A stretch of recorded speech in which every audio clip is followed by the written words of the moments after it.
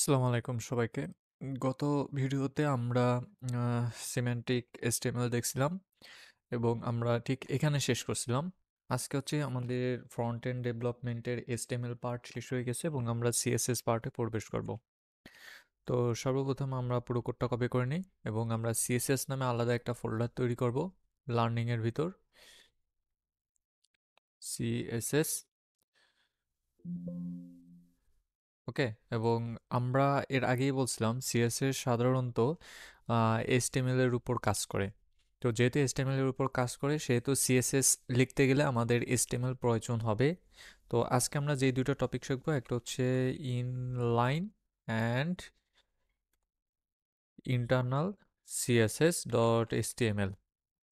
তো এই দুইটা জিনিস হচ্ছে আমরা আজকে শিখবো। তো আমাদের যে আগের যে কোডটা সেটাই আমি কপি করে নিয়ে আসলাম এবং এটাকে ওপেন উইথ লাইভ সার্ভার দিলাম। ওকে, তো এখানে হচ্ছে আমরা ইনলাইন অ্যান্ড ইন্টারনাল সিএসএস বোঝার সুবিধার্থে। ওকে, তো সাপোজ ধরেন যে আমাদের এখানে বেশ কিছু পি ট্যাগ আছে। যেমন এই একটা পি ট্যাগ, এই একটা পি ট্যাগ, রাইট?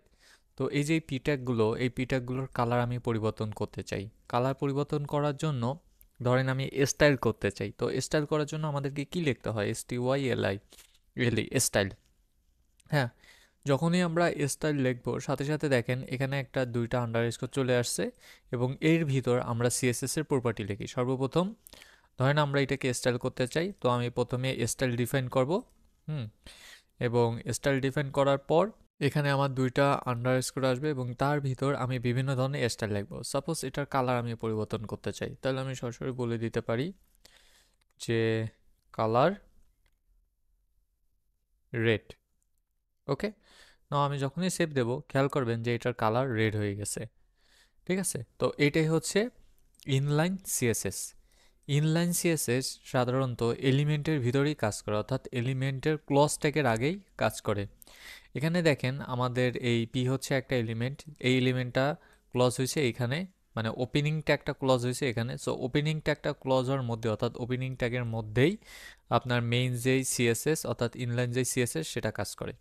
আবার ধরেন আমি এই কপিরাইটটার কালার পরিবর্তন করতে চাই, কপিরাইটটাও আমি রেড করতে চাই। তো ঠিক এটা কি কপি করে নিয়ে এসে আমার এখানে বসাই দিতে হবে অ্যান্ড সেভ করতে হবে। সো দুইটাই আপনার রেড হয়ে গেল।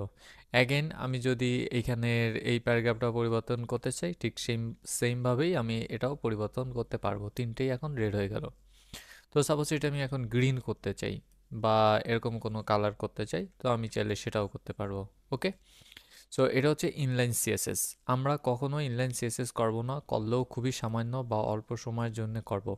হুম, তার প্রধান কারণ হলো ইনলাইন সিএসএস এর ক্ষেত্রে আমি যদি একটা এলিমেন্ট পরিবর্তন করি বাকি সবগুলো এলিমেন্ট পরিবর্তন করার জন্য আমাকে একই ধরনের কোড লিখতে হয়। হুম, যেমন এখানে দেখেন, এখানে আমি এই নির্বাচিত নিবন্ধের এখানে যে প্যারাগ্রাফ এটা আমি পরিবর্তন করছি, কিন্তু একই সাথে এই দুটো আমাকে পরিবর্তন করতে হয়েছে। বাট এরকম যদি হাজার হাজার লক্ষ লক্ষ যদি প্যারাগ্রাফ থাকে সেই ক্ষেত্রে আমরা কি করব? সেক্ষেত্রে তো আমাদের সবগুলো পরিবর্তন করতে হবে। তো এই জন্যে ইনলাইন সিএসএস আমরা খুবই কম ব্যবহার করব এবং একমাত্র প্রয়োজন না ছাড়া আমরা ইনলাইন সিএসএস ব্যবহার করি না। তো এখন কথা হচ্ছে ইনলাইন সিএসএস এ তো এই সমস্যা, তাহলে ইন্টারনাল সিএসএস কি? ইন্টারনাল সিএসএস সাধারণত হেডিং এর মধ্যে লিখতে হয়, ইনলাইন সিএসএস লিখতে হয় এলিমেন্ট শুরুর মধ্যে ওপেনিং ট্যাগের মধ্যে, কিন্তু আমাদের ইন্টারনাল সিএসএস লিখতে হয় হেডিং এর মধ্যে। যেমন এখানে আমি লিখলাম স্টাইল এবং স্টাইলের ভিতর আমি পি ট্যাগ নিলাম এবং পি ট্যাগের ভিতরে আমি লিখলাম যে colour is equal to indigo. Okay, এবং আমি সেভ করলাম।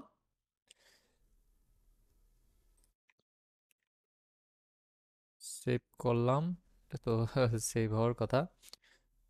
আচ্ছা, ইন্ডিগো কালারটা ঠিক মতো বোঝা যাচ্ছে না, আমি চেঞ্জ করে লাইট কোনো কালার দিই, লাইক সবুজ টাইপের, এবং এখন সেভ করলাম। এখন দেখেন আমাদের যে পি দুইটা ছিল এই দুইটা সবুজ হয়ে গেছে এবং এটা পরিবর্তন হয় নাই। তার কারণ হলো এটা হচ্ছে আসলে একটা ক্লোন এখানে বেশি পড়ে গেছিলো। এখন দেখেন এখন আমাদের এটাও পরিবর্তন হয়ে গেছে। অর্থাৎ ইন্টারনাল সিএসএস আমরা কিভাবে লিখবো, আমি যদি একটু স্পেসিফিকভাবে দেখাই, ইন্টারনাল সিএসএস লেখার জন্য আমাদের প্রথমে হেড ট্যাগের মধ্যে আসতে হবে। আমরা জানি হেড ট্যাগ কি, হেড হচ্ছে ইম্পর্টেন্ট ডকুমেন্ট সেভ রাখে আমাদের আমাদের HTML এর ভিতর। হেড ট্যাগের ভিতর আমরা যেইটাকে স্টাইল করতে চাই, আমরা তো সব কিছু স্টাইল করতে চাই, সেই স্টাইল করার জন্য আগে স্টাইলটাকে আমাদের ডিফাইন করতে হবে। স্টাইলটাতে ওপেনিং ট্যাগ এবং ক্লোজিং ট্যাগ নিতে হবে, এবং এর ভিতর আমরা যেটা স্টাইল করতে চাই ঠিক সেই এলিমেন্টের নাম নিতে হবে। যেমন আমরা পি এলিমেন্ট স্টাইল করতে চাইছি, সো পি এলিমেন্টের নাম নিছি।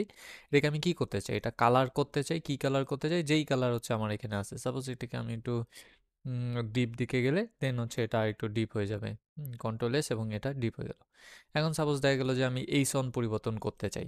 তো এখানে দেখেন, এখানে আমরা সেকেন্ড ব্র্যাকেট দিয়ে লিখছি।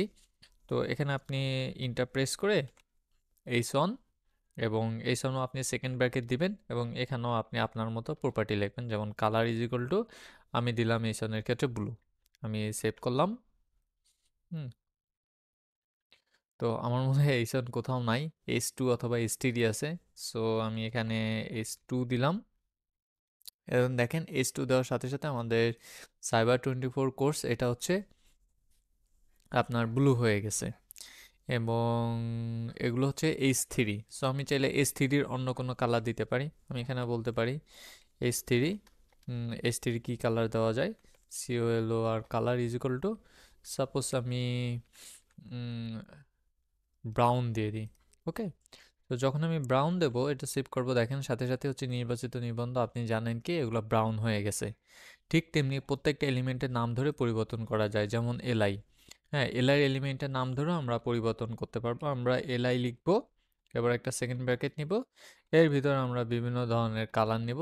যেমন এখানে হচ্ছে আমি একটু হোয়াইট টাইপের কোনো কালার নিই, সেভ করি, দেখেন হোয়াইট টাইপের কালার চলে আসছে। আমি যদি এটা পরিবর্তন করতে চাই, সাপোজ গোলাপি টাইপের কিছু নিতে চাই, আমি সেটাও নিতে পারবো। এখন দেখেন পুরোটাই গোলাপি টাইপের হয়ে গেছে।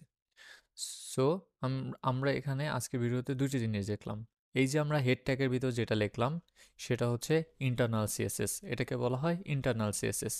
এবং কোনো এলিমেন্টের ভিতর যদি আমরা কোনো কিছু লিখি, সাপোজ এখানে যদি আমরা আবার STYLE style is equal two colour is equal two, এটাকে আমি ব্ল্যাক করে দিই। হ্যাঁ, তো এটা হচ্ছে ইনলাইন সিএসএস। তো এই ইনলাইন সিএসএস এর ক্ষেত্রে যদি আপনার দুইটা থাকে, অর্থাৎ একটা হচ্ছে ইন্টারনাল সিএসএস আর একটা ইনলাইন সিএসএস, এই দুইটার ক্ষেত্রে সবসময় ইনলাইন সিএসএসটাই আপনার প্রিন্ট হবে বা ইনলাইন সিএসএসটাই কাজ করবে। যেমন দেখেন, আমাদের বাকি সবগুলো হচ্ছে পিঙ্ক থাকলেও ইনলাইন সিএসএস এর যেটা ব্ল্যাক দেওয়া, সেটা ব্ল্যাক চলে আসছে। তো কিছু কিছু ক্ষেত্রে আমরা ইনলাইন সিএসএস ব্যবহার করবো, আর বেশিরভাগ ক্ষেত্রেই আমরা এক্সটার্নাল সিএসএস ব্যবহার করব। ইনলাইনও ব্যবহার করব না, ইন্টারনালও ব্যবহার করব না। 90% টাইমে আমরা এক্সটার্নাল সিএসএস ব্যবহার করব। ওকে, তো আজকের মতো এই পর্যন্তই। আল্লাহ হাফেজ সবাইকে।